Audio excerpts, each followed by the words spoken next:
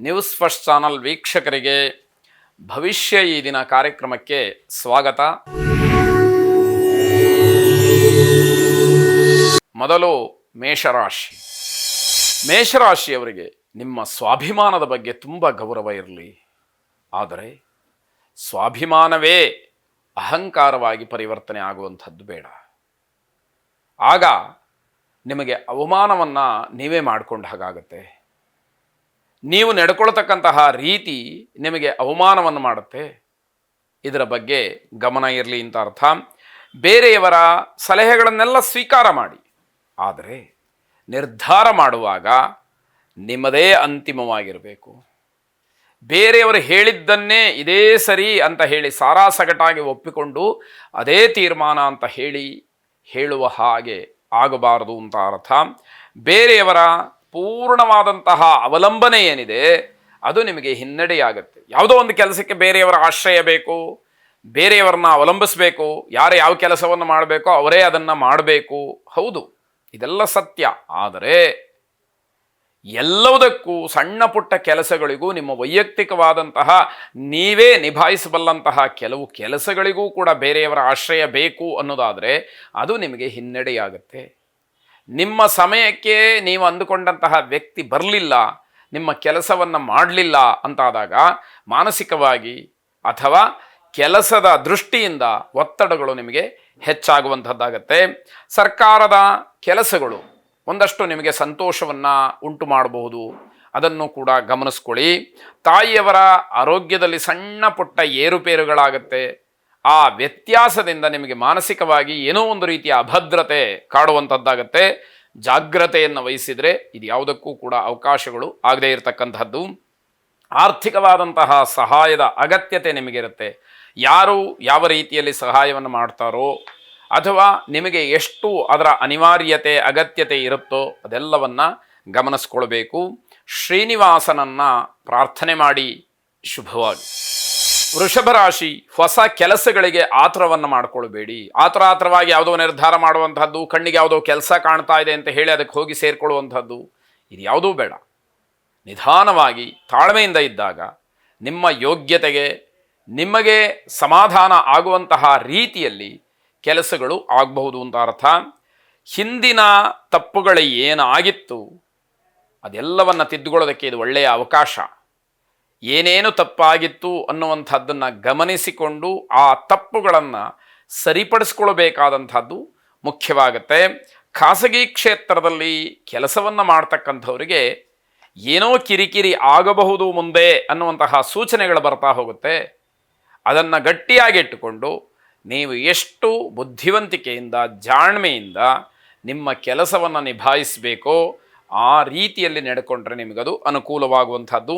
ನಿಮ್ಮ ನಡವಳಿಕೆಯಿಂದ ಮನೆಯವರಿಗೆ ಕೋಪ ಬರ್ಬೋದು, ಏನೋ ಯಾಕೋ ಹೀಗೆ ಆಡುವಂಥದ್ದು.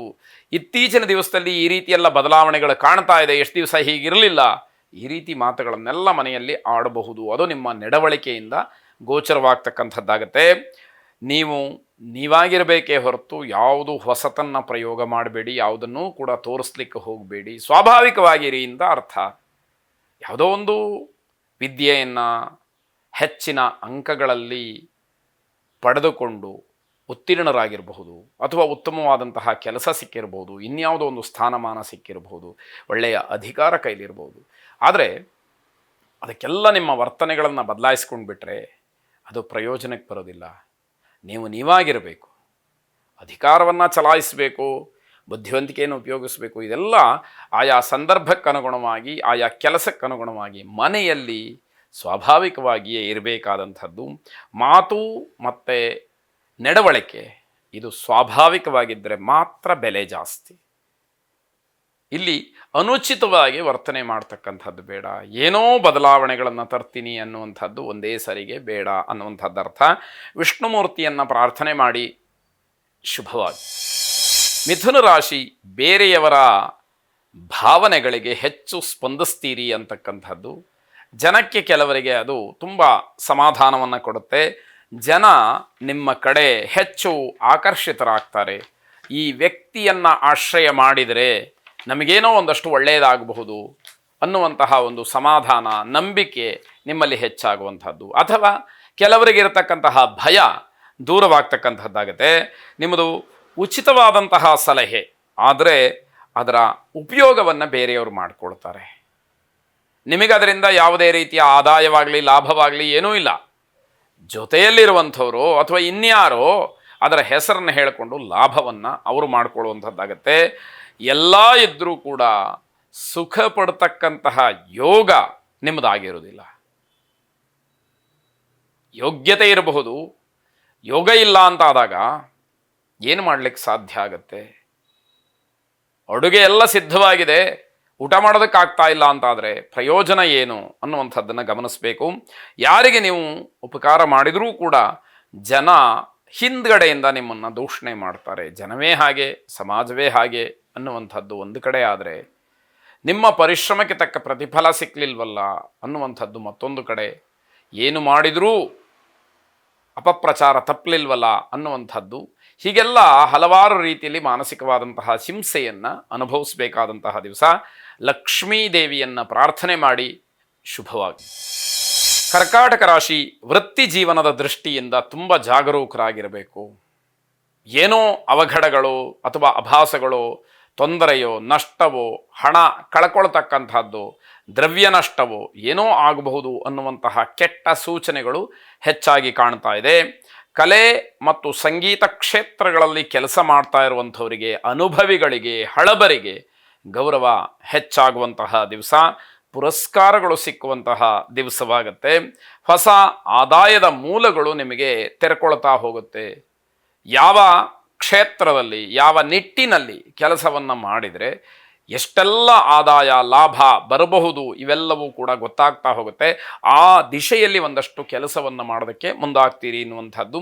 ವೃತ್ತಿಯನ್ನು ಬಿಟ್ಟು ಬೇರೆ ವಿಷಯದಲ್ಲಿ ಅಥವಾ ಬೇರೆ ವಿಚಾರಗಳಿಂದ ಆದಾಯವನ್ನು ಗಳಿಸೋದಕ್ಕೆ ಅವಕಾಶಗಳಿದೆ.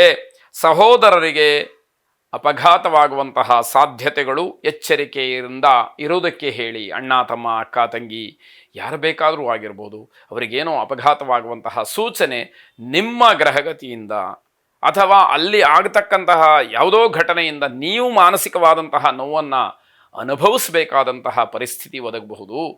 ಅವರಿಗೆ ಎಚ್ಚರಿಕೆಯಿಂದ ಇರೋದಕ್ಕೆ ಹೇಳಬೇಕಾದಂಥದ್ದು. ದುರ್ಗಾ ಪ್ರಾರ್ಥನೆಯನ್ನು, ದುರ್ಗಾರಾಧನೆಯನ್ನು ಮಾಡಿ ಶುಭವಾಗಿ.